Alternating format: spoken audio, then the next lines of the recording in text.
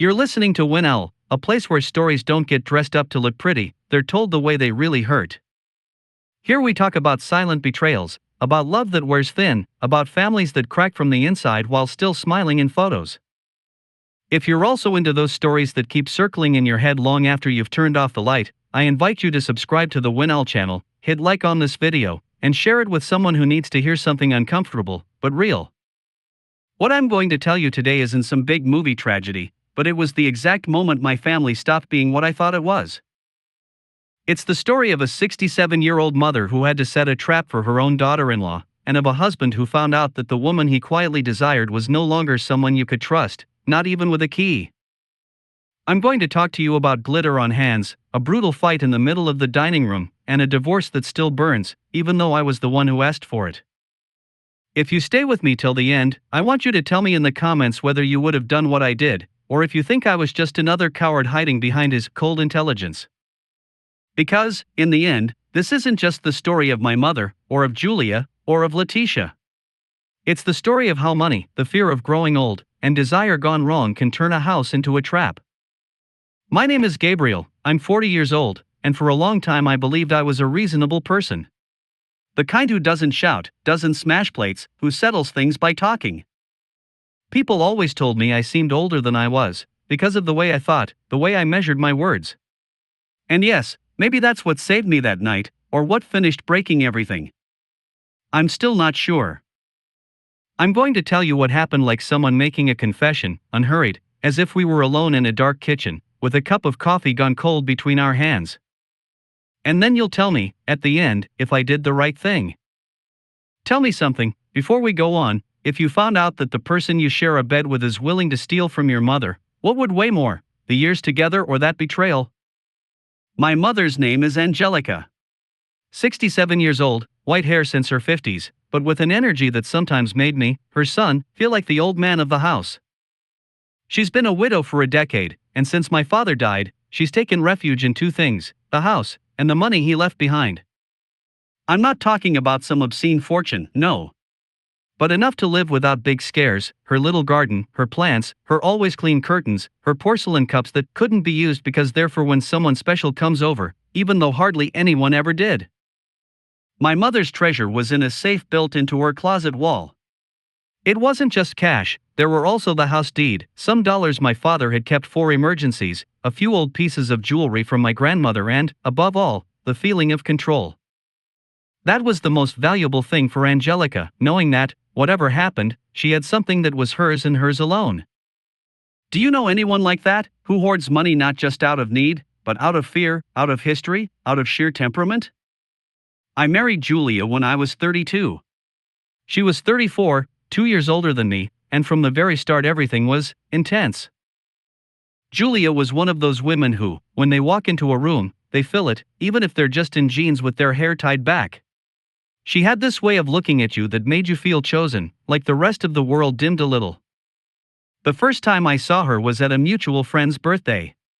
She was leaning against the bar, wearing a black blouse that showed just a hint of the soft curve of her breasts, nothing over the top, just enough to make you wonder if that line of fabric was accidental, or a carefully placed invitation.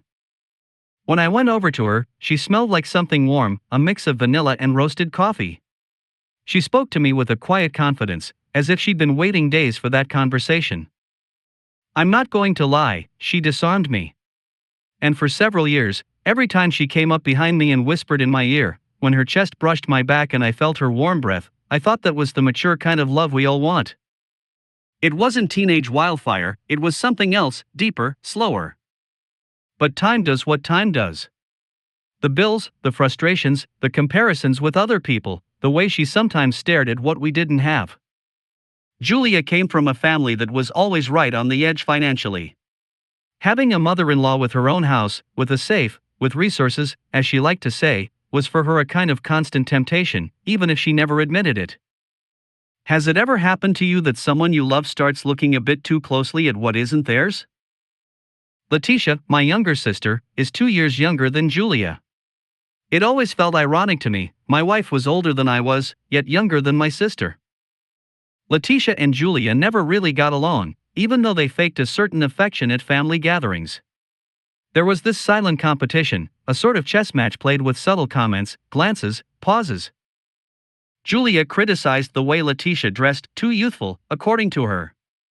Letitia, on the other hand, hinted that Julia always tried to position herself next to my mother whenever talk turned to inheritances, selling the house, insurance. I tried to play it down, to call it normal jealousy between women, but over time I realized there was something darker pulsing underneath. Suspicion began the way almost every important thing starts, with one small, insignificant detail. One afternoon, my mother called me into her room. She had the look of someone who's spent too many hours alone with her thoughts. I sat down on the edge of the bed, and she locked the door behind me. "Gabriel," she said, "have you been in my closet lately?" I shook my head. I had no reason to. "Why?" She took a deep breath, pressed her lips together, and walked over to the closet. She opened the doors, pushed the clothes aside, and revealed the small metal door of the safe. "The key," she said quietly. "I always keep it in the document drawer, in the dresser. And the day before yesterday, when I went to get the envelope with the electricity bills, I noticed the mess. It wasn't how I left it." Her tone wasn't nervous. It was methodical. That coldness, that clinical way of describing it, unsettled me more than her actual words. "And what do you think, Mom?" I asked, even though I already knew where her mind was heading. "I think someone's coming in here when I'm not home," she answered. "And the only thing in this house that's worth anything is this." She looked at me in a way that hurt. As if she were weighing me on some invisible scale. "Do you think Julia would be capable of it?" she fired off, straight to the point. The question hit me in the gut, although, to be honest, it wasn't a surprise. I'd also noticed how, during some family lunches, Julia asked questions that were just a bit too specific about what plans my mom had for the house, or how she'd mention how expensive everything was, how hard it was to keep paying the mortgage on the apartment we lived in. You, in my place, what would you have done? Would you have defended her blindly, or would you have let the poison of doubt slip into your bloodstream? I did what a good husband is supposed to do. I defended my wife. "Mom, Julia may have 1,000 flaws," I said, "but she's not a thief." My mother didn't argue. She just nodded, as if she'd expected that answer word for word. "All right," she replied slowly. "Then I must be losing my mind. Old woman things, you know, the head." But the way she twisted that handkerchief between her fingers told me she didn't believe a single word she was saying. A few days went by.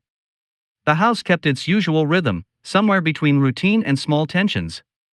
Julia came over often, because my mother insisted we have Sunday lunch there. We'd sit in the dining room, that big space with the wooden table that used to belong to my grandparents, and we'd pretend everything was fine. It was Letitia who came to me the second time. "Gabriel, have you noticed that Julia goes up to Mom's room alone?" she asked one afternoon while we were washing the dishes after a family meal. The water was hot, and the steam fogged up the window a little. She spoke in a low voice, as if my mother could hear her from the other end of the house. "She's probably just helping her with the clothes," I answered, trying to sound neutral.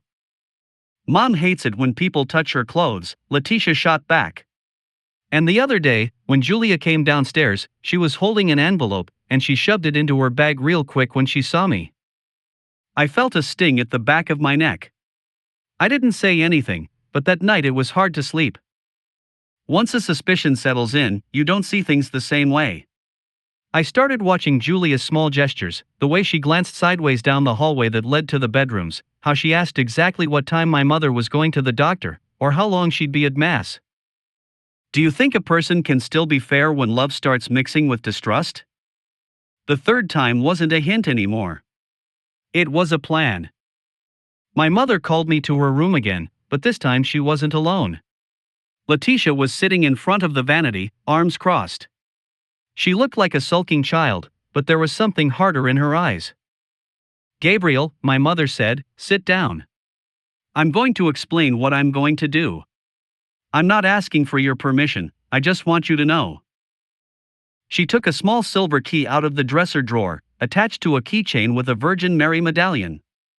I looked at it, it was the real safe key. Then she pulled another, almost identical key from her handbag.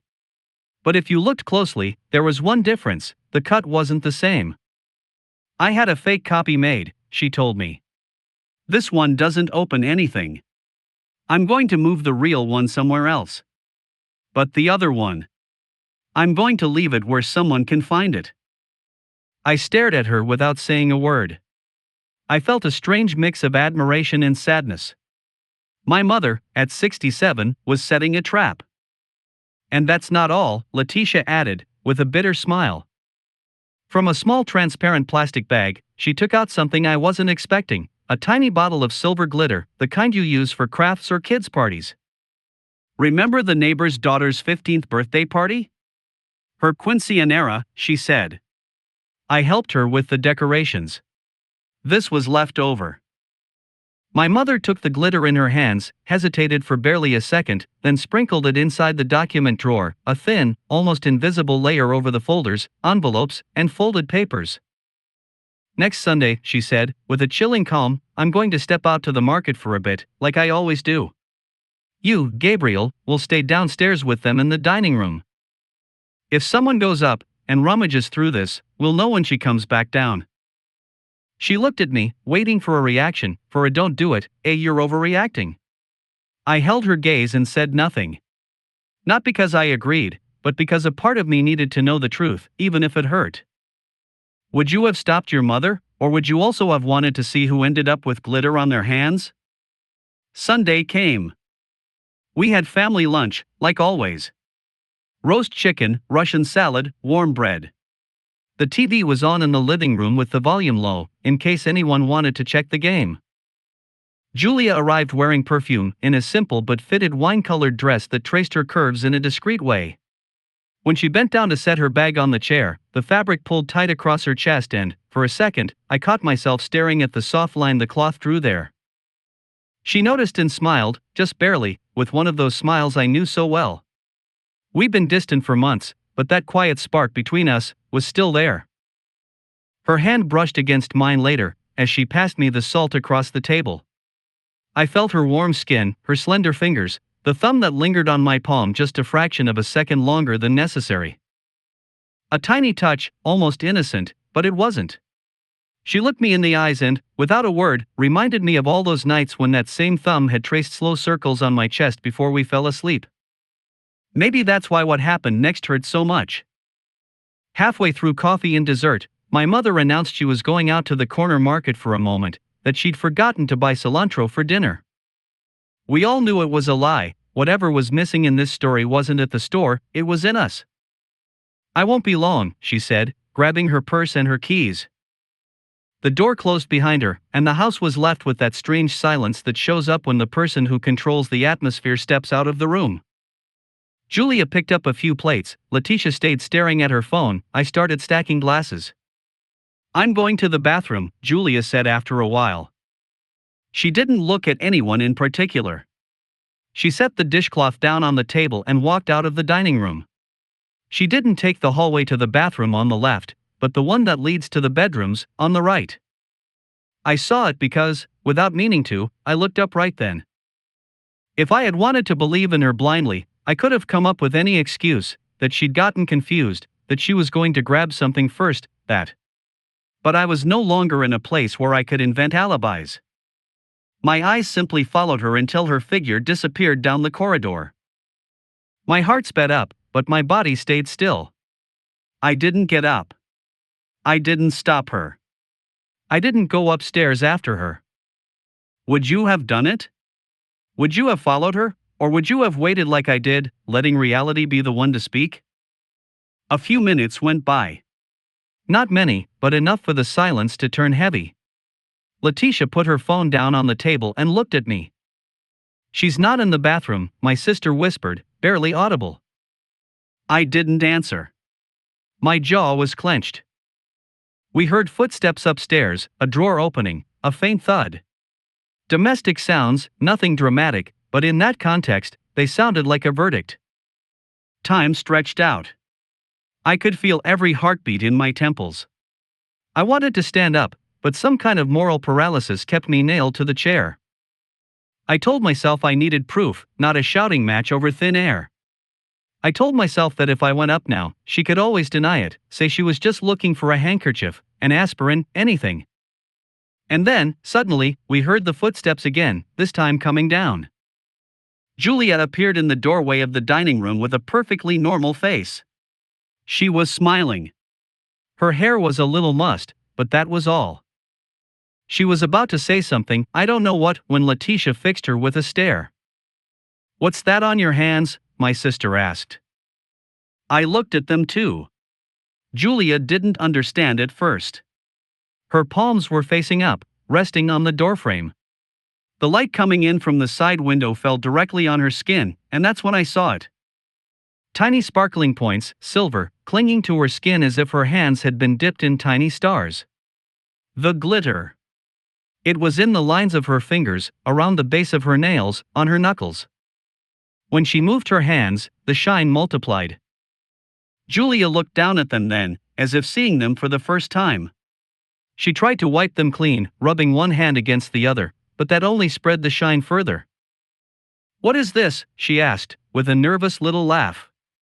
"Was there?" "I don't know, something." Her gaze met mine, searching for rescue, for complicity, for anything. I held her look, but this time there was no shelter in my eyes. Only a kind of cold sadness. Right then, my mother walked in through the front door. It was like fate had rehearsed the scene 1,000 times. She set her bag down by the entrance, wiped her feet on the doormat, and walked straight toward the dining room, as if she knew exactly what she was going to find. Her eyes dropped to Julia's hands. Then to her face. There were no screams. No insults. Just one question, so simple it hurt more than anything else. "Why, Julia?" She opened her mouth, but no words came out. Letitia shot to her feet, knocking the chair back. "You're a thief," my sister spat. "I told you from the beginning you were after the safe." Julia stepped back, wounded in her pride. "Shut up," she said. "You don't know anything. I was just..." "Just what?" Letitia cut in, moving toward her. "You were just borrowing the inheritance, the jewelry, the house that isn't yours?" The tension turned physical. They stood face to face, breathing hard. Julia was a little taller, but Letitia was more impulsive. I saw my wife's shoulders tighten, the way she pressed her lips together. I knew that gesture, it was the one she made right before answering a provocation. I should have stepped in then. But I stayed still 1 second longer. Do you think that if I'd reacted earlier, things would have turned out differently, or was everything already decided the moment that glitter touched her skin? Julia exploded. "You've always been jealous of me," she shouted at Letitia. "Because your brother chose me, because I actually managed to build something with him, while you're still clinging to mommy's skirts." The blow wasn't verbal. It was physical. Letitia slapped her across the face so hard the sound bounced off the dining room walls. Julia raised a hand to her cheek, stunned. And then she lunged at her. What followed was one of those scenes you never expect to witness in your own house. Two grown women, almost the same age, yanking each other's hair, hitting, shoving each other against the table, knocking over glasses and plates. The glitter flew through the air, sticking now to their clothes, to the tablecloth, to the floor. My mother shouted their names, but they didn't hear her. I finally reacted and stepped between them, trying to pull them apart. I felt nails digging into my arms, knees hitting furniture, ragged breathing, and a smell made of expensive perfume, sweat, and fury. There was no blood, but there were bruises, torn clothes, clumps of hair on the floor. In the end, I managed to separate them, one on each side of the table, breathing like they'd just run a marathon. "You're insane," Julia spat. "You and your mother planned this just to humiliate me." "You humiliated yourself," Letitia shot back, her lip trembling with rage. There was a buzzing in my ears. I had to lean on the back of a chair so I wouldn't lose my balance. I looked at Julia. Her face was flushed, her cheek marked by the slap, her hair a mess, her eyes shining with a mix of fear and hatred. Her hands were still glowing, as if she were wearing gloves made of light. Did you go into my mom's room? I asked, with a calm I definitely didn't feel inside. She hesitated for just a second. But in things like this, 1 second is an eternity. She began. I went up to get a handkerchief. I was hot. Even to her own ears, her voice didn't sound convincing. And the document drawer? I asked. Did that need fresh air too? My mother was still silent. Letitia's fists were clenched. I didn't find anything. Julia exploded. Because you hid it. Because you're a mama's boy who never defended me. Because in this house everything belongs to her and is for her. There it was, finally, the raw truth. It wasn't just about the key. It was all the built-up resentment, the comparisons, her fears, her desperate need to secure something, anything, in a world where she'd always felt she was late to everything. I looked at her for a long time. In that moment, I'll admit it, a part of me remembered her hands on my chest, her mouth brushing my neck on winter nights, the heat of her body pressed against mine, her laughter when we made love in the dark and then lay there staring at the ceiling, whispering to each other. A part of me wanted to grab all of that, wrap it up like a gift, and use it as an excuse. She made a mistake, she was desperate, we can fix this. But another part of me, colder, older, more like my mother than I wanted to admit, whispered something in my ear: if she can steal from your mother today, she'll steal from you tomorrow. Not the money, your peace. You, in my place, would you have forgiven that attempt? Would you have called it a mistake or a line crossed? I took a deep breath, trying to keep my voice from shaking. Julia, I said at last, I want you to leave. She blinked, as if she hadn't heard right. What? I want you to leave this house. Now. Anne. I swallowed hard, and I want you to know that tomorrow I'm starting the divorce paperwork. The word hung in the air like shattered glass. Julia let out a disbelieving laugh. You're throwing me out, she asked. Me? Because of them? She pointed at my mother and my sister, who were still staring at her in silence. I'm throwing you out because of what you did, I answered. Because you went up to that room, because you put your hands where they didn't belong, because you're lying to my face right now. I don't need you to have stolen anything. It's enough for me to know you tried. Her eyes filled with tears, but they didn't fall. She was a proud woman, even in defeat.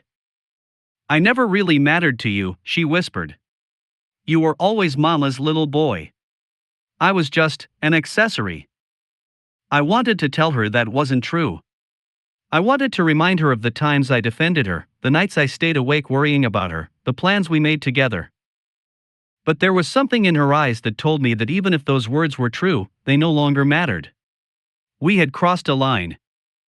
Julia grabbed her bag with clumsy movements. Her hands shone even brighter against the dark fabric. As she walked toward the door, she left a trail of tiny sparkles on the floor, as if every step marked a point I would never be able to erase. She stopped in the doorway.